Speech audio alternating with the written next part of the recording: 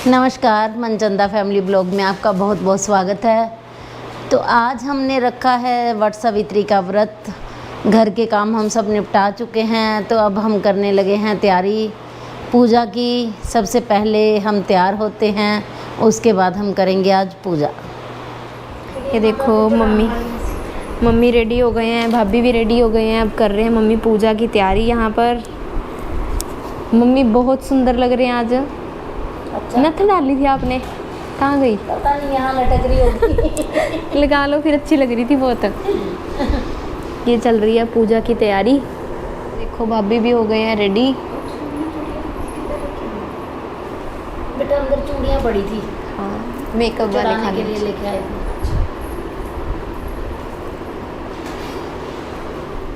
तैयारी सारी हो गई है, अब करने लगे हैं कथा स्टार्ट।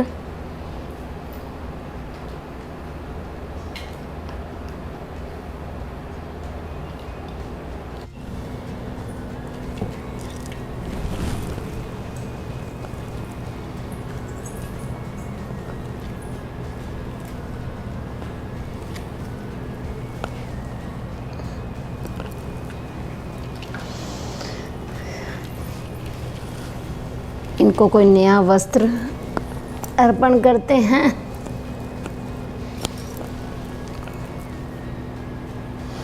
ज्योति, ये चारों तरफ ना इसके हल्का हल्का ऐसे पानी लेके।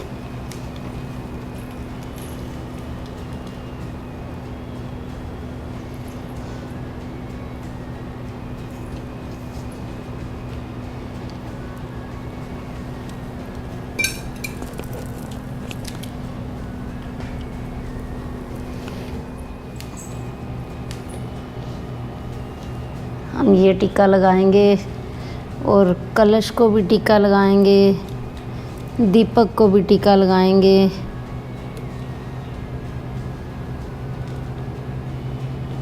और यहाँ हम बनाएंगे गणेश।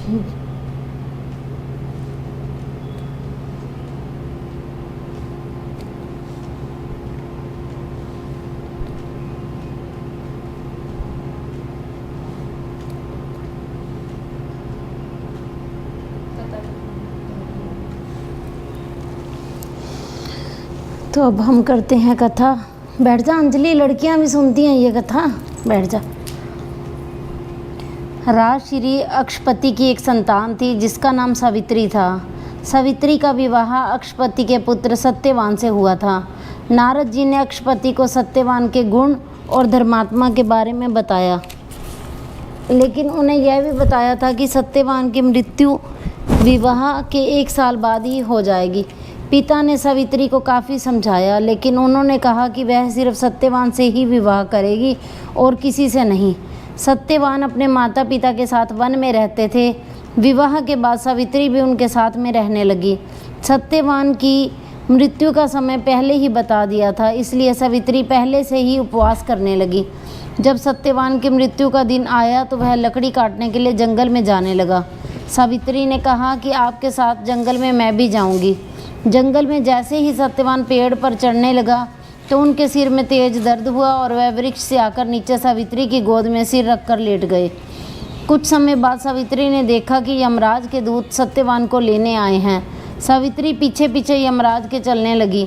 जब यमराज ने देखा कि उनके पीछे कोई आ रहा है तो उन्होंने सावित्री को रोका और कहा कि तुम्हारा साथ सत्यवान तक धरती पर था, अब सत्यवान को अपना सफ़र अकेले तय करना है।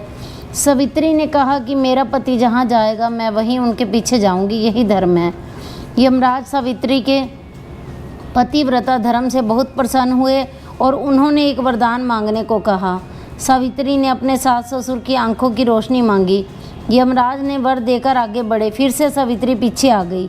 फिर एक और वरदान मांगने को कहा। तब सावित्री ने कहा कि मैं चाहती हूँ मेरे ससुर का खोया हुआ राजपाट वापस मिल जाए। यह वरदान देकर यमराज आगे बढ़े। इसके बाद फिर वे सावित्री पीछे चल पड़ी। तब यमराज ने सावित्री को एक और वर मांगने के लिए कहा। तब उन्होंने कहा कि मुझे सत्यवान के 100 पुत्रों का वर दें। यमराज ने यह वरदान देकर सत्यवान के प्राण लौटा दिए। सावित्री लौटकर वृक्ष के पास आई और देखा कि सत्यवान जीवित हो गए हैं। ऐसे में इस दिन पति की लंबी आयु, सुख, शांति, वैभव, यश ऐश्वर्य के लिए यह व्रत रखना चाहिए। तो ये हम मिठाई अर्पित करेंगे। आप इसकी जगह पे पूड़े भी बना सकते हो, मिठाई कुछ भी मालपूड़े बना सकते हो। हर जगह पे अपने अपने रिवाज हैं। तो हमने ये व्रत पहला रखा है, हमें ज़्यादा कुछ नहीं पता है। तो ये सब हमने मंदिर में देना है पंडित को। तो हमारी कथा हो चुकी है समाप्त।